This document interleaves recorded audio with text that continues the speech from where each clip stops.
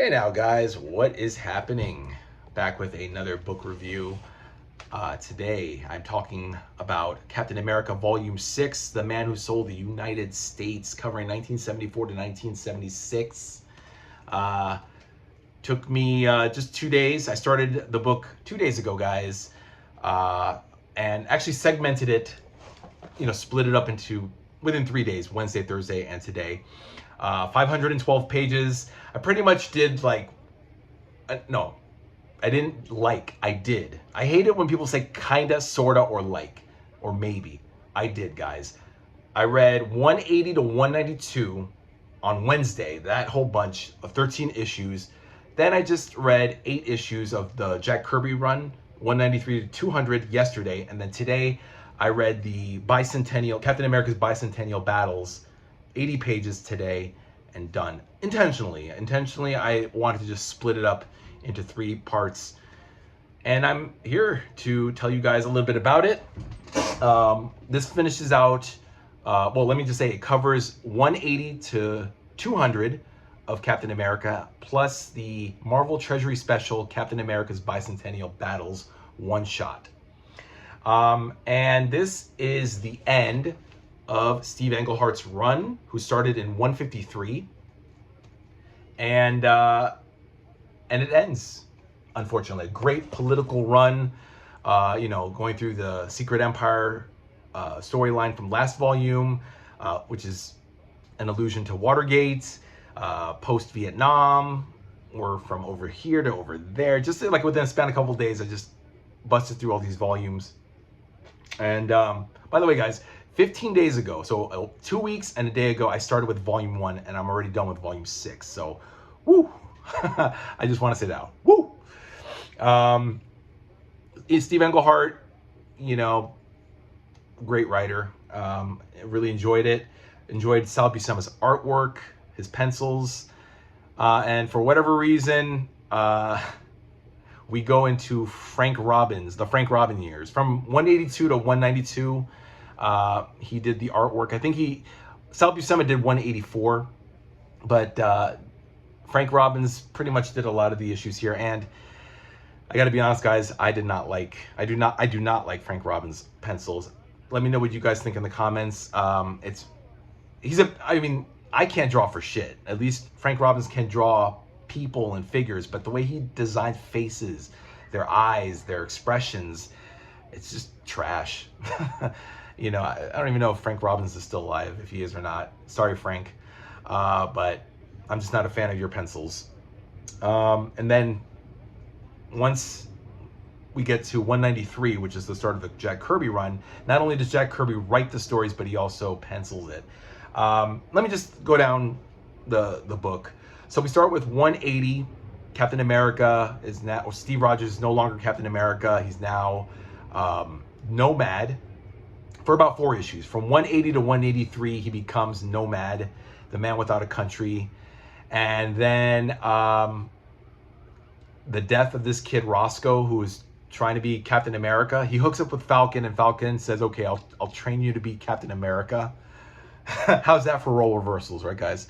And the Red Skull, who has come back, has now crucified and killed Roscoe because he's so incensed that this is not the real Captain America. This is not Steve Rogers. This is not his enemy from World War II. He kills this kid. He beats the shit out of Falcon and does what the Joker did to Jason Todd many years later, and just beats the shit out of the kid and hangs him and crucifies him. And so that compels Steve to ditch Nomad after just 4 issues and become Captain America once again, reluctantly. And then, of course, 183, 4, 5, 6, that's the Red Skull storyline. This right here is the cover of 185, which I actually owned. I actually owned the individual 185 issue, and I remembered it. And I just remember hating the Frank Robbins artwork even back then in the 90s. Yeah, it ends Steve Englehart's run pretty well. I mean, again, Steve Englehart was doing a lot of books back then, so he needed a break from doing the all this stuff. And then 187 through 192 was written by John Warner, Bill Mantlo, Tony Isabella, you know, Marv Wolfman. Marv Wolfman was the editor by this time. You know, Len Wein, Roy Thomas, I believe he was already done editing, being the editor. So then it was Len Wein, then Marv Wolfman. And Marv Wolfman also wrote a story or two. And then, yeah, and 187 through 192, they were just simple fill-ins. Like 187, 88, Cap ends up in a maze against the Druid. 189, 190, he faces Nightshade, the black chick from 164, who she now controls the men of S.H.I.E.L.D. It's not the women, but the men of S.H.I.E.L.D. But of course, Contessa Valentino Allegra de Fontaine manages to help Cap and Falcon out and defeat Nightshade. Turns out Nightshade's only 18 years. She's an 18-year-old girl. That's all she is.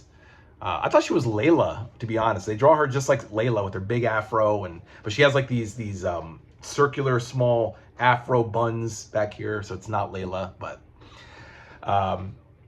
and then 191 is the trial of Falcon, because apparently the Red Skull used the Cosmic Cube to give Falcon amnesia. It turns out that he was a criminal from Los Angeles named Snap Wilson. It's a little convoluted, they basically gave Falcon a split personality. Sam Wilson, the social worker, Snap Wilson, the criminal. So then in issue 191, he goes to trial, and then Stiltman comes to attack. But then Falcon, he interrupts the court proceedings. So then Cap and Falk have to fight Stiltman, and they still find him guilty. They still find Sam Wilson or Snap Wilson guilty, which, what do you expect? It's white justice versus a black criminal. But they remand him. They give him a probation, so he doesn't serve any jail time. And his probation officer is Nick Fury. It's actually funny. There's a little funny exchange there. I should show you guys. All right. Just read the book, guys. It by the way, this book just came out in April, so about 2 months ago. Should be in shelves at your local comic book store. Get it. It's a lot of fun. Good stuff. And then 192 just has Cap fighting Dr. Faustus on an airplane. Carla Sofin, who would eventually become Moonstone, the female Moonstone, or Moonstone 2, she makes her first appearance here, not as a psychiatrist. She's actually a stewardess for whatever reason. So Steve is on a plane full of criminals who are bound for a plane trip back to Manhattan, and they're gonna invade Manhattan. I forgot what happened. They have these weapons, and they're gonna just invade banks and shit in Manhattan. It's another corny idea from villains trying to get money and wealth and power, but whatever. But Cap manages to get through it all and win. And then from 193 to 200, we have Jack Kirby doing an 8-part storyline involving Cap, the Falcon, and the Mad Bomb. The Mad Bomb storyline, where they have to look for this huge bomb. This medium-sized bomb called the Dumpling already was unleashed in New York. Drove everybody mad and insane and violent and angry. Cap, Falcon, Layla, but they managed to break through it. And then the city of New York is rioting and rampaging. They released, meaning the organization, the secret people run by this dude, William Torrey, who fashions himself a patriot and wears, the powdered wig from the 1700s. And he wants to fight Steve Rogers because back in the 1700s, this guy, William Torrey's ancestor, fought Steve's ancestor, also known as Stephen Rogers, 200 years ago, and he knows that he has one last descendant who is Captain America. It's very convoluted. It's very childish, but I will say this: Jack Kirby really did a much better job than his Black Panther run. Much later, a year later. This came first. His run on Captain America came before his run on Black Panther. And I really have no problems with the Captain America storyline because it segues into they go investigate in the Western Badlands, and Cap and Falk get involved in like a roller derby. It's called Kill Derby, and it's similar to like Thunderball. the movie Thunderball. Actually, this came out in 70. The movie Thunderball, no, excuse me, Rollerball came out in 1977, and this storyline came out in 76. So this predates the Rollerball movie, but it's similar. They fight a roller derby, and they have to kill each other because Cap needs his shield back. His shield gets stolen by the opposite team, and him and Falcon have to join this chick named Tinkerbell, another big fat black chick who kicks the shit out of them. But it might seem and sound regressive, but it was a good storyline. The A-part storyline where they find the Mad Bomb and they fight this guy Tori. It was actually pretty good. It leads up to issue 200, which surprisingly was not a double-sized issue. It's a regular-sized issue. But Kirby's art, you know, for the 70s, we have so many better artists and pencilers and inkers by this time. Kirby's artwork is rather reductive, and even his dialogue is a little silly at times, but just go with it, guys. It's a fun story. It's fun. I'll give, at best, it's a fun storyline. At worst, it's a little corny and reductive, given that we've gotten such great writing since by Englehart and even by Stan Lee, who I've told you guys in the past volumes got so much better. So much, it was grittier. It was very street oriented. The stories, very much influenced by blaxploitation films of the 70s, and Kirby just throws that away. It's just Cap and Falcon, Shield, and these soldiers looking to, you know, fight. That's pretty much it, fighting, and then finding this Mad Bomb. So that's pretty much it, guys. This brings us from volume 2 to 6, the first 100 issues, not counting Tales of Suspense 97, 8, and 9. But we have 100 to 200, and no word yet on volumes 7 and 8. So, guys, that means I've got to just skip ahead to volume 9. Volume 9, we're going to skip to 1980 to 82. So we're jumping 4 years from 76 to 80. And yeah, I really can't wait, guys. And then it's just consecutive from 9 all the way to 22, guys. All right, what's today? I started on the 13th. We're now what? It's the 28th of June, guys. So let's mark this down. June 28th. Let's see how I do from now until the end. I think I'm going to be done probably by mid to late July. So we'll see, guys. I'm reading these pretty fast. So yeah, guys, this is the next one, Dawn's Early Light. And look at this assortment, guys. Look at this. John Byrne. Look at this. John Byrne, Mike Zeck, Roger Stern, J.M. DeMatteis, Gene Colan, David Michelinie, and David Anthony Kraft, guys. That's a fucking good assortment. I cannot wait to get on this, guys. We're going to be now starting in the 80s, 1980, right through to volume 22, which ends in 1996, the end of the Captain America run because of the Onslaught situation. And that's that, guys. 16 years. Okay, volume 9 through 22, it's going to cover 16 years, guys. So buckle your seatbelts because we're in for a bumpy ride. And that's that, guys. Sorry, that's a corny Betty Davis line from All About Eve. But anyway, good times, guys. I'm so happy. That's that. Get it, guys. It gets my seal of approval. Even the Jack Kirby stuff is pretty good. And then, of course, I didn't mention the bicentennial battles.